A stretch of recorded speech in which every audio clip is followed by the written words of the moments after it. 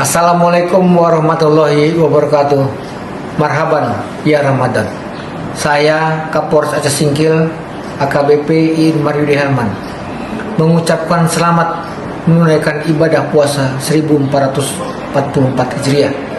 Saya mengimbau kepada seluruh masyarakat Kabupaten Aceh Singkil agar selama di bulan Ramadan ini tidak bermain petasan, tidak menggunakan knalpot brong, tidak kebut-kebutan, dan juga tidak melakukan aksi balap liar yang dapat merugikan diri sendiri maupun orang lain, serta tidak melakukan kegiatan-kegiatan yang dapat mengganggu kekhusyuan pelaksanaan ibadah di bulan suci Ramadan ini.